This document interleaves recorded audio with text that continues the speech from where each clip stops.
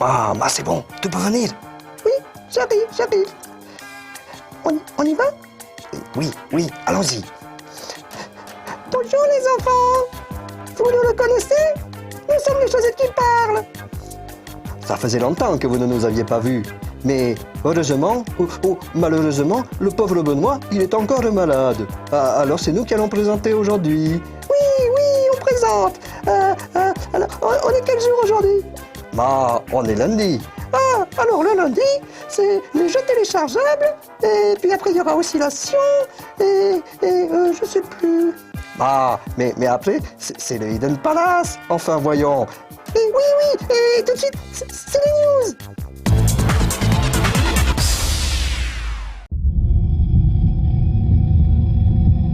The Conduit est un FPS conçu pour la Wii par les équipes d'iVoltage Software. Habitué à travailler sur des commandes d'éditeurs tels que Dora sauve la princesse des neiges, Charlie et la chocolaterie ou encore Ben 10, le studio américain se lance ici dans sa première production originale. Même si le jeu ne sera disponible qu'au mois de juin aux États-Unis et un peu plus tard en Europe, sa réputation est déjà faite. Lors du dernier eCube, The Conduit a en effet tapé dans l'œil de la presse internationale, qu'il avait à l'époque qualifié de meilleur jeu Wii du salon. Une distinction en grande partie due à l'ambition graphique du titre, puisque les développeurs ont annoncé qu'il s'agirait de l'un des plus beaux jeux sur la console de Nintendo. On annonce par exemple un énorme travail fourni au niveau des textures, ainsi qu'un rendu de l'eau ultra réaliste. L'histoire, elle, ne sera pas des plus originales. Le joueur incarnera un agent chargé de déterminer la nature des attaques qui ont touché Washington DC, dans une Amérique fictive. Le design général du jeu et l'ambiance qui semble se dégager de celui-ci rappellent d'ailleurs étrangement un certain Perfect Dark. On espère que The Conduit sera du même niveau que le FPS de Rare. The Conduit.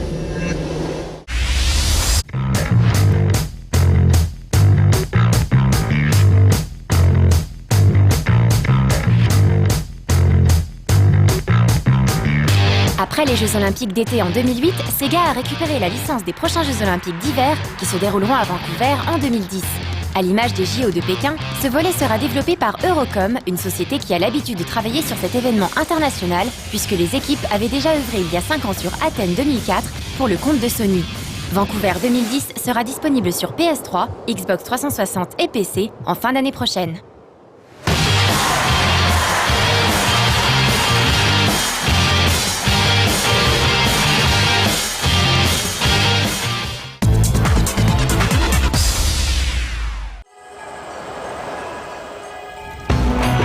Des compilations, SNK en a sorti des tonnes ces dernières années. Mais cela n'empêche pas la firme japonaise de continuer sur cette voie. Il faut dire que son passé vidéoludique, très riche en excellents jeux, lui permet de séduire à chaque fois un public de fans qui n'hésite pas à mettre la main à la poche pour compléter sa collection. Et parmi les séries les plus appréciées, on trouve évidemment The King of Fighters. On n'est donc pas franchement étonné de voir débarquer en Europe The King of Fighters Collection, The Orochi Saga sur PS2 et PSP.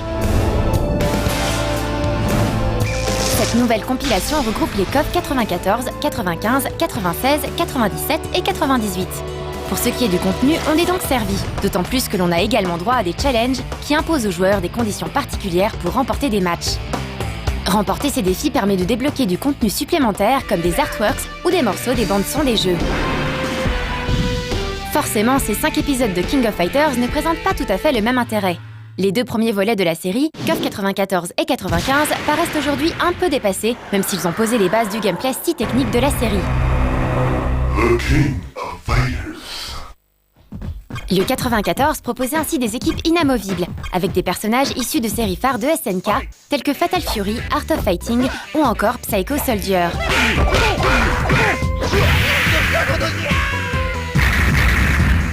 Outre un nombre de personnages accrus, KOF 95 présentait surtout comme principal atout le Tag Edit, qui permettait aux joueurs de composer son équipe à sa guise. On pouvait alors réunir pour la première fois Kyo, Terry et Yori par exemple. Cet épisode marque d'ailleurs l'arrivée de Yagami Yori, le grand rival de Kyo qui restera par la suite un personnage très apprécié des fans. Let's kick!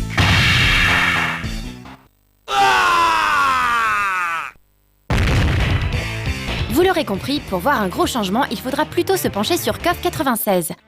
Cet épisode constitue incontestablement l'un des tournants du jeu de baston en 2D, tant son gameplay a été repris par la suite par d'autres jeux. Dans un premier temps, on note une accélération très nette du jeu, des sprites redessinés et la possibilité de jouer avec encore plus de personnages. Ensuite, le gameplay a lui aussi évolué de manière radicale. SNK a intégré au jeu le run, ainsi que la roulade, ce qui a demandé à l'époque aux joueurs de revoir complètement leur façon d'aborder les combats. Autre ajout important, les furies à plusieurs niveaux. Elles étaient en effet d'une puissance différente selon la situation du joueur en combat. S'il avait rempli la jauge et que sa barre de vie était presque vide, il pouvait alors déclencher une furie plus puissante que s'il n'avait réuni qu'une seule de ces deux conditions. KOF 97 fut lui nettement plus critiqué. Certes, le gameplay ressemblait beaucoup à celui de son prédécesseur, avec pour seule différence notable, des furies nettement plus spectaculaires et surtout le choix de son style de jeu, Advanced ou Extra. En revanche, la décision de ne pas mettre de musique de fond lors des combats est difficilement compréhensible. Seuls certains thèmes comme celui d'Athéna furent conservés, ce qui a occasionné de vives critiques de la part des fans. Enfin, The King of Fighters 98 est probablement le meilleur des 5 épisodes, pour la simple et bonne raison qu'il est le plus complet. Il propose déjà un cast très dense, avec près de 40 personnages. Le gameplay reprend lui aussi le meilleur de ce qui avait été fait auparavant. Un must que tous les amateurs de jeux de baston en 2D se doivent de posséder. Tous ces épisodes sont tirés des versions Neo Geo et proposent une expérience proche de ce à quoi on avait eu droit à l'époque. Notez d'ailleurs que pour des raisons techniques, ces saisies sont faites en 50 Hz et non en 60, et que la fluidité des jeux s'en trouve donc affectée. Il faut par contre souligner que la version PSP souffre, elle, de sautes régulières au niveau du son et de frises de l'image très gênants. Même si jouer dans le train à ces jeux cultes relève du pur fantasme de gamer, il conviendra donc d'opter pour la machine de salon afin de profiter à fond de cette série mythique.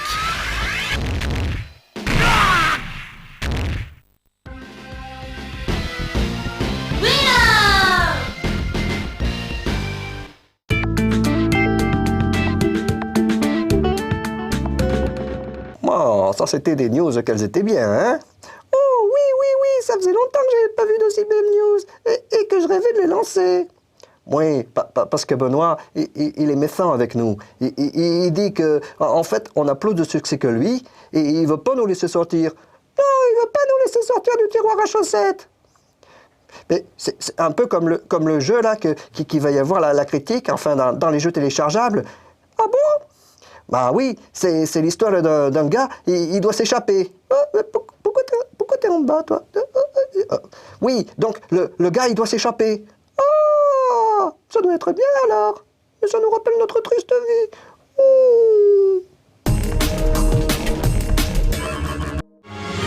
On l'attendait depuis pas mal de temps et il arrive enfin, le premier jeu de Square Enix sur le Xbox Live Arcade. Son nom, Crystal Defenders, et avec un titre comme ça, on peut s'attendre à un jeu se déroulant dans l'univers de Final Fantasy, et plus précisément le royaume d'Ivalice. C'est un Tower Defense, déjà sorti sur téléphone portable au Japon, qui revient aujourd'hui sur XBLA et PSN dans une version améliorée, et il devrait bientôt voir le jour sur WiiWare. Pour rappel, un Tower Defense est un jeu où il faut placer stratégiquement sur une carte des tourelles afin de résister aux assauts de vagues d'ennemis. Ici, il faut bien placer ces unités.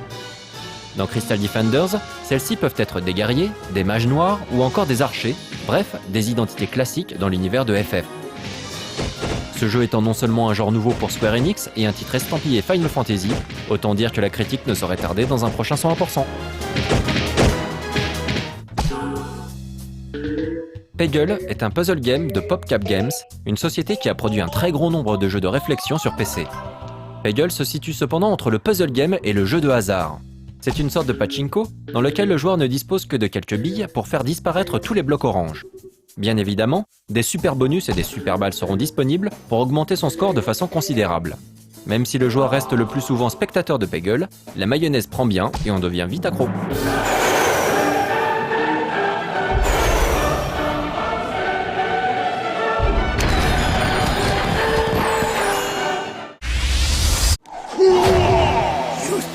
Ragdoll Kung Fu est un titre que les joueurs PC connaissent bien.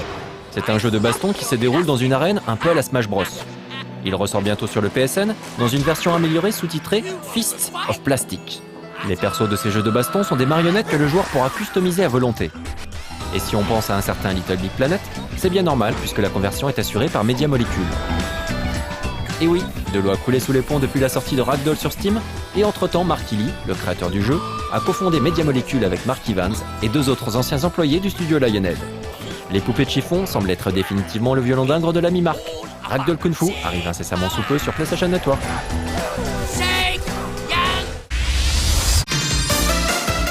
Arc Systems Works est bien décidé à faire de la famille sa cible privilégiée. Les joueurs se voient en effet offrir une nouvelle fois la possibilité de jouer le papa, la maman et les 2 enfants. Mais cette fois-ci, ce n'est pas pour faire du air hockey, mais du table tennis, du ping-pong quoi. Family Table Tennis reprend donc le même principe que Family Air Hockey, avec des raquettes et des balles en plastique. Le game system reste inchangé, on déplace sa raquette à la Wiimote et il est possible de faire des super coups. Les graphismes sont toujours aussi kawaii kikoulol et l'ambiance gnagna à souhait. Arc System Works, le studio à l'origine des Guilty Gear, s'éloigne donc de plus en plus de sa cible pro-gamer avec cette gamme de jeux résolument casual du pauvre. Et en plus, ils sont partis pour continuer. Jungle Speed est à la base un jeu de société qui se joue avec des cartes et un totem. Les joueurs doivent retourner une carte chacun leur tour, et si une carte porte le même symbole qu'une autre déjà retournée, les 2 joueurs doivent se jeter sur le totem. Le premier qui le chope a gagné. L'autre se récupère toutes les cartes, ce qui n'est pas cool lorsqu'on sait que l'objectif du jeu consiste à s'en débarrasser. Mêlant observation et réflexe, ce jeu très amusant autour d'une table se voit porté sur WiiWare. Jouable à 8, ce titre propose de partager 4 Wiimotes et 4 Nunchuk. Plusieurs joueurs seront donc reliés ensemble, ce qui peut provoquer des situations poilantes lorsqu'il faut se saisir du totem.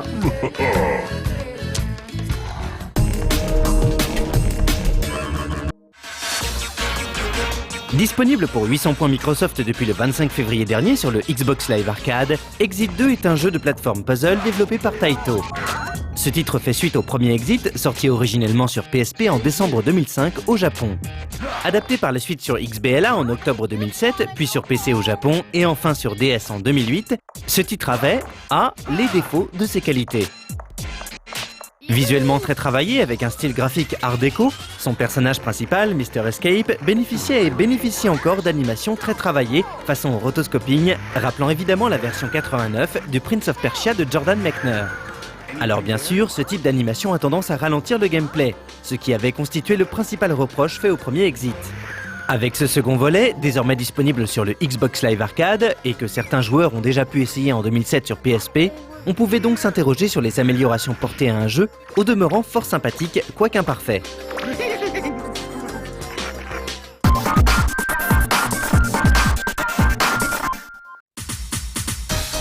Exit 2 comme Exit met en scène Mr. Escape, un escapologiste, soit un spécialiste de l'évasion. Ce dernier met ses talents au profit du commun des mortels pour devenir sauveur professionnel. Citadin dans l'âme, amateur de café et toujours sur son 31, Mr. Escape vole au secours des jeunes, des enfants, des adultes obèses, des blessés et même, depuis Exit 2 en tout cas, des machos et des chiens. Oh, thank you. Mais si jamais il échoue dans sa noble tâche, alors sa némésis intervient, Jet, qui doit son nom à son jetpack et arrache à Mr. Escape ses victimes en criant « Ils sont en sécurité maintenant !» Non mais quel petit arrogant! Bref, un mécréant qui n'hésite pas à bafouer l'art de l'escapologie avec ses gadgets de poseur.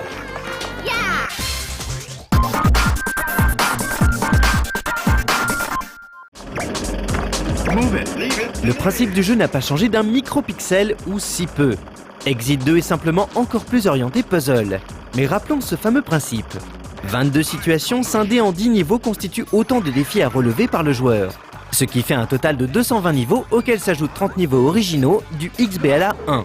Dès les premières minutes de jeu, 100 niveaux sont immédiatement accessibles, sans oublier les 10 niveaux didacticiels qui permettent au joueur d'apprendre à connaître ses futurs compagnons, c'est-à-dire les victimes. En entrant dans un niveau, Mr. Escape doit en effet parvenir à sauver un ou plusieurs rescapés en les menant sains et saufs jusqu'à la sortie. L'escapologiste est bien sûr d'un naturel agile. Il peut courir, sauter, nager, s'accrocher, ramper, pousser, user d'une grande quantité d'objets, un vrai couteau suisse. En revanche, ce n'est pas Superman, et ses bras de fillette sont taillés pour soulever une tasse de café et non pour grimper à une corde ou pousser des caisses en métal. Il devra ainsi mettre à profit ses compagnons d'infortune et leurs caractéristiques afin de franchir divers obstacles et finalement atteindre la sortie. Première chose à faire pour Mr. Escape, toucher son compagnon afin qu'il le suive s'il n'est pas blessé. Ceci fait, il pourra lui donner des ordres en le sélectionnant à l'aide d'une grosse flèche. Cette flèche se dirige à l'aide du stick analogique droit, le gauche servant au déplacement de Mr. Escape. En appuyant sur le bouton Y, on peut assigner aux compagnons certaines tâches correspondant à leurs aptitudes. Les adultes, très corpulents, peuvent pousser des caisses énormes, mais sont incapables de sauter. Les enfants se glissent dans des trous de souris, mais doivent être aidés dans leur déplacement. Le chien peut faire d'immenses bonds horizontaux, mais s'avère incapable d'utiliser un extincteur par exemple. Pas brillant le chien. En revanche, il peut rapporter un objet. Le macho est agile et musclé, mais le saut horizontal, ce n'est pas son truc. Les patients doivent être transportés, et enfin, les jeunes ressemblent beaucoup à Mr. Escape, mais détestent l'eau. Détail amusant, le joueur pourra consulter le profil de tous les compagnons sauvés et ainsi apprendre leur nom, âge, date de naissance, nationalité et même leur domaine d'activité. En plus de ses compagnons, Mr. Escape devra également s'adapter à chacune des situations ou environnements proposés. L'environnement glace nécessitera de chausser des bottes crampons pour qui souhaite déplacer une caisse. L'Égypte est secouée par des tremblements de terre et les pyramides sont privées d'électricité. Un complexe pétrolier en flammes, ça brûle beaucoup plus qu'un navire de croisière en perdition, et ainsi de suite. Le joueur devra donc étudier chaque environnement et résoudre dans l'ordre qui convient les diverses problématiques qui se présenteront à lui. Un mauvais enchaînement dans l'utilisation des objets mis à sa disposition risque de le laisser sans solution face à un obstacle et donc incapable d'atteindre ou de faire atteindre la sortie à ses compagnons. Un saut raté et la chute peut être fatale pour Mr. Escape, car il faudra faire vite, le temps étant limité. Plus le joueur va vite et plus il aura de points sur les 100 pouvant être engrangés dans chaque niveau. Mais une erreur et c'est Jet qui débarque, fier comme un coq avec un jetpack. Qui dit plateforme et puzzle, dit timing et réflexion. Et on sait que ces deux-là font rarement bon ménage. Aux joueurs de prouver le contraire.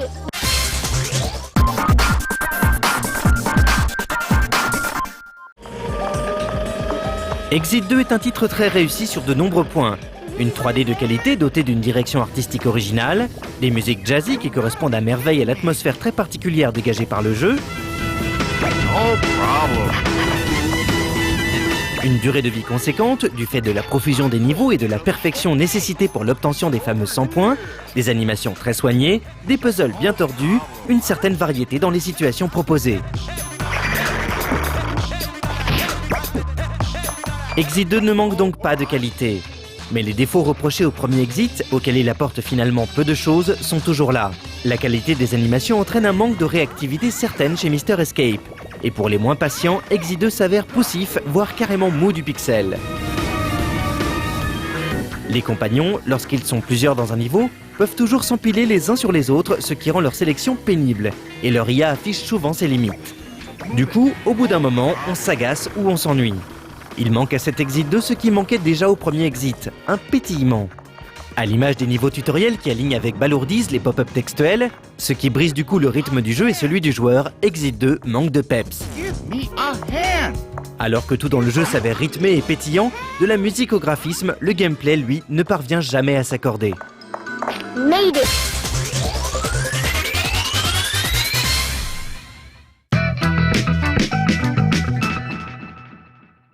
Non, n'aie plus peur, mon ange, n'aie plus peur. Oh, j'ai peur, non, n'aie plus peur. Je te protégerai, je serai ton Link et tu seras ma Zelda. Oh, c'est vrai? Oui, je te le dis. Et on va écouter un peu de musique. Oh oui, de la musique. Fais-moi de la musique dans le creux de l'oreille. Oh, quelle jolie musique.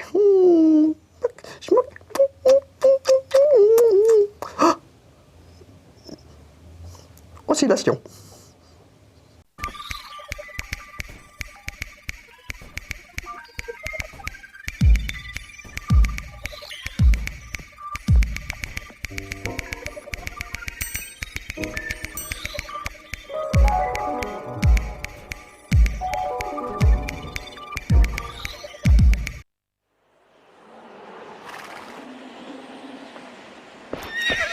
L'un des spectateurs d'Oscillation m'a fait parvenir il y a quelque temps un message dans lequel il parlait d'un morceau en particulier issu de la bande originale de Zelda Twilight Princess. Ce qui avait particulièrement frappé le spectateur en question, c'est que cette musique semblait se trouver en dehors du système tonal classique, sans pour autant sonner faux.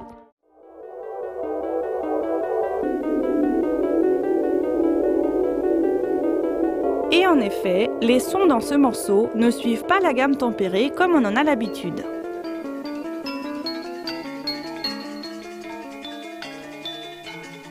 Un très grand nombre de sonorités inconnues sont superposées et enchaînées dans cette musique. Elle n'a aucune structure et semble être décomposée, peut-être ralentie.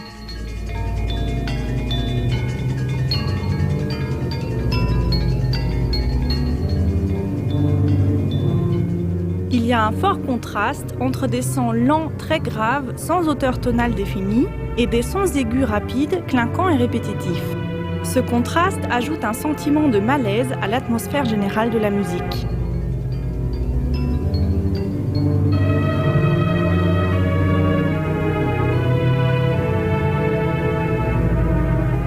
La recherche d'une mélodie ou d'un semblant d'harmonie reste sans résultat. Impossible de s'orienter car aucun repère n'est donné à l'auditeur. Il est perdu dans cette masse sonore. Cette musique se distingue très fortement des autres morceaux de la bande originale de Zelda Twilight Princess. Elle ne ressemble guère aux musiques de Kondo Koji, célèbre compositeur des bandes originales de Zelda et de Super Mario Bros. Et pourtant, elle n'est pas la seule à avoir ce caractère glacé et angoissant.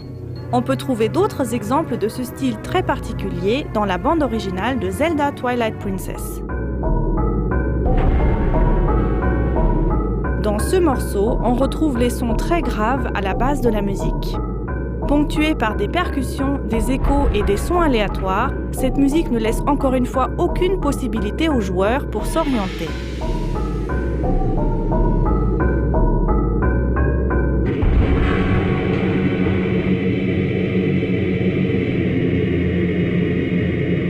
Les mêmes éléments sont utilisés dans la musique suivante.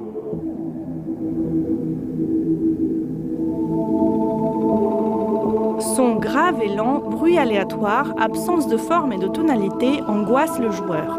Et encore une fois, on a beaucoup de mal à identifier la provenance des sonorités.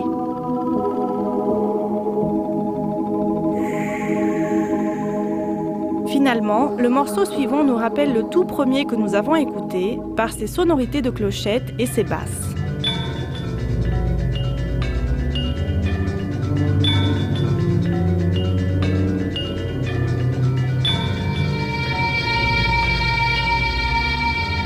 La ligne mélodique, si on peut l'appeler comme ça, est cette fois jouée dans une sonorité tellement désagréable que ça devient vite insupportable.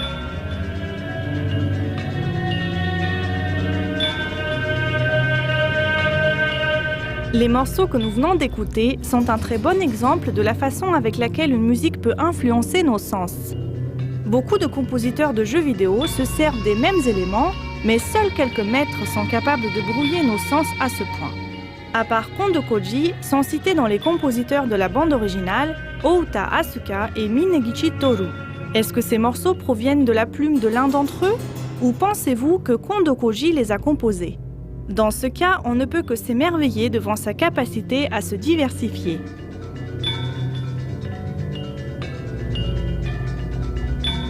Allez, un peu de détente maintenant.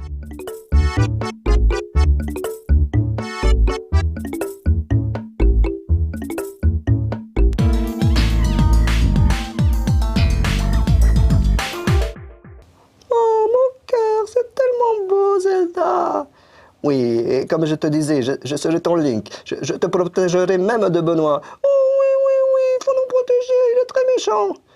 Oui, il est très méchant. Il nous enferme dans les tiroirs. Et puis après, il nous attrape et puis il se sert de nous pour filtrer son café. Ah, c'est pour ça d'ailleurs qu'il a mauvaise haleine, hein. Oui, il a la laine qui sent la chaussette. Oui, il a une vraie haleine d'extraterrestre. Et d'ailleurs, ça tombe bien, puisque le docteur Lacave, il va nous parler de l'inspiration d'aliens dans les jeux vidéo. Ah, Benoît, c'est plutôt l'expiration d'aliens.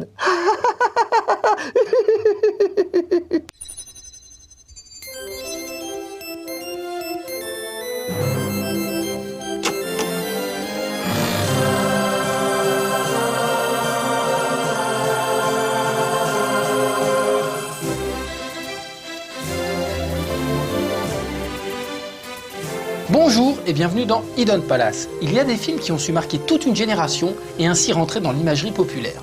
Les jeux vidéo n'hésitent pas non plus à puiser leur inspiration dans ces films. La tétralogie Alien en fait bien entendu partie. L'exploration spatiale est un thème récurrent dans les jeux vidéo. Il était donc normal que ce média s'inspire de cette série de films cultes transmettant l'horreur et l'angoisse. Alien représente la laideur, le danger, l'inconnu. autant de facteurs intéressants pour transmettre aux joueurs un sentiment d'insécurité. Alien sera donc une source d'inspiration inépuisable pour les créateurs de jeux qui voudront rendre l'espace moins poétique qu'on ne le pense. Dans R-Type par exemple, le premier boss Krell ressemble étrangement au xénomorphe des films. On retrouve les dents acérées, le crâne longiforme et sa longue queue. Seule la couleur change.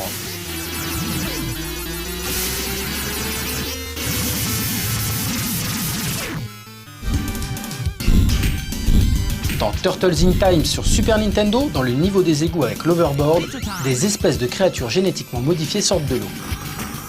Encore une fois, elles ressemblent trait pour trait aux monstres des films.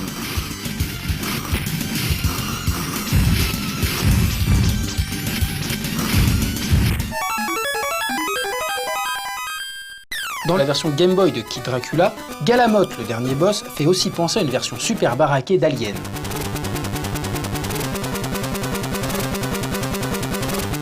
Là, ce sont des exemples où des ennemis s'inspirent très largement du design du xénomorphe à proprement parler. Mais il arrive des fois que ce soit plus l'ambiance générale qui semble tirer du film. Dans Streets of Rage 2, il y a un niveau qui fait énormément penser à une œuvre de Giger, le designer d'Alien. L'ambiance est singulière et on y trouve même des œufs ressemblant étrangement à ceux des xénomorphes.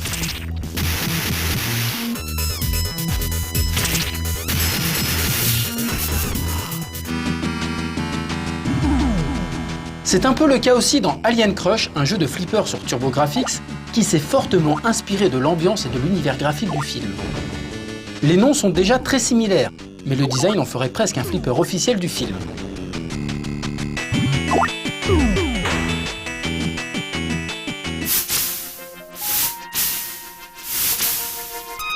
Le dernier monde des Call Dauphin sur Mega Drive tranche radicalement avec les autres, et pour cause, il se passe dans l'espace. Le cétacé se retrouve alors dans le vaisseau mère des extraterrestres, et encore une fois, c'est la tétralogie Alien qui a été prise pour modèle. Des designs des vaisseaux aux monstres en passant par la reine des extraterrestres.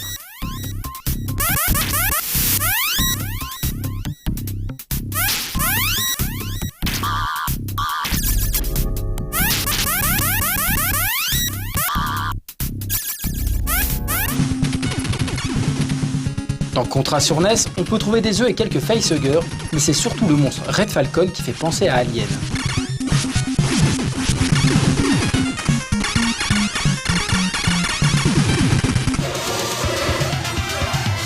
Dans Gradius 2 Gopher no Yabo, on peut également apercevoir un hommage à Alien. Dans le deuxième niveau, on peut affronter des œufs qui lâchent des facehuggers. L'ambiance de ce niveau est aussi très inspirée de Giger.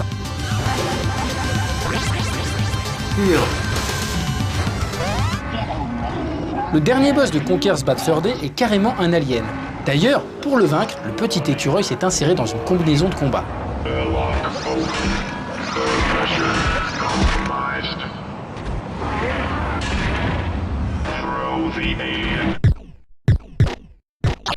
Dans Turrican 2, c'est un peu la fête d'Alien, et dans le dernier monde, il est décliné sous toutes les formes. Et on se croirait carrément dans un jeu de la licence Alien. On y trouve bien entendu les désormais célèbres facehuggers qui se collent vraiment à la tête du joueur.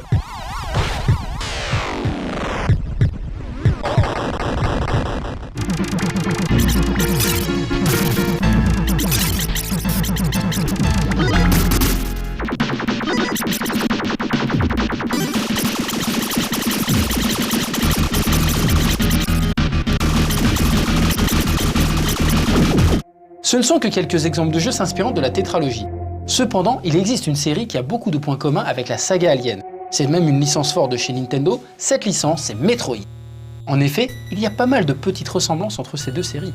La première est déjà cette ambiance unique, voire étouffante, qui se dégage des deux. Le rendu est simple, on se sent seul dans l'espace, et personne ne nous entendra crier.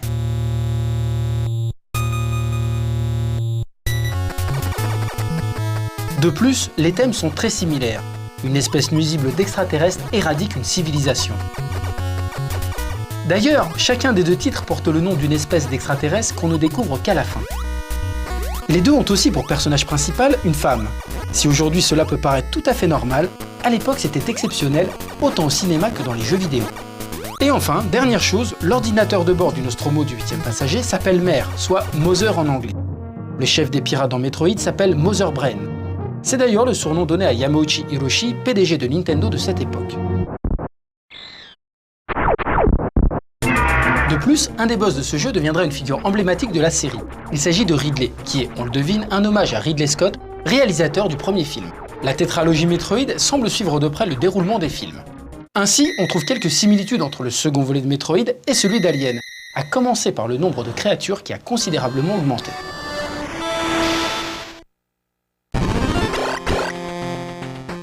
La finalité des deux est l'éradication complète des xénomorphes et des métroïdes. L'action se déroule sur la planète où l'on a découvert pour la première fois l'espèce nuisible. LV-426 pour Alien et SR-388 pour Metroid. Toutes deux ont 2 lettres et 3 chiffres.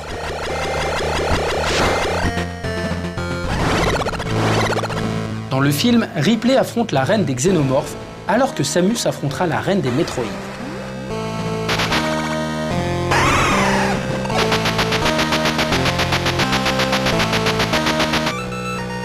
De plus, l'œuf de Metroid que l'on voit à la toute fin du jeu ressemble étrangement à un œuf d'Alien.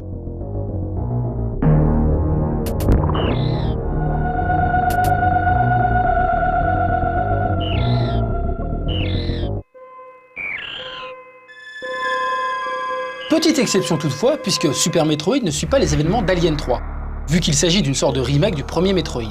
Metroid Fusion, le 4e épisode sur Game Boy Advance, semble prendre pour inspiration Alien la Résurrection, le 4e film.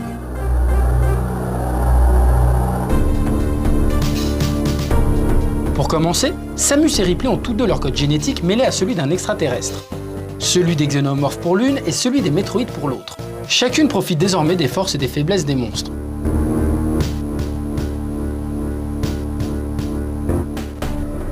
L'action se déroule dans les 2 cas dans une station spatiale où sont menées des expériences biologiques sur chacune des espèces. Ces expériences sont dans les 2 histoires chapeautées par des compagnies aux intentions plus que douteuses. Chacune a pour but secret de faire revivre l'espèce désormais disparue.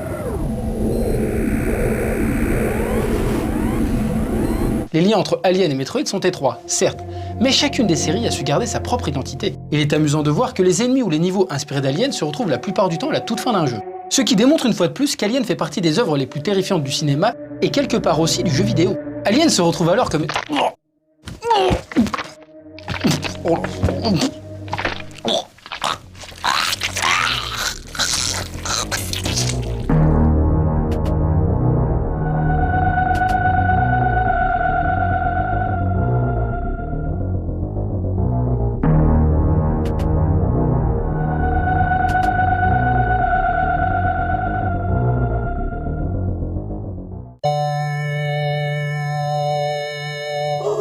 C'est déjà la fin du 100%. Bah oui, il va falloir qu'on fasse des bisous à tout le monde, et parce qu'on a été très contents quand même de les revoir. Oui, j'étais contente, ça faisait longtemps.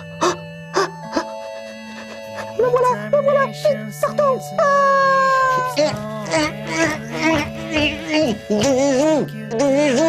Bisous à tous. Silver snow, she afraid.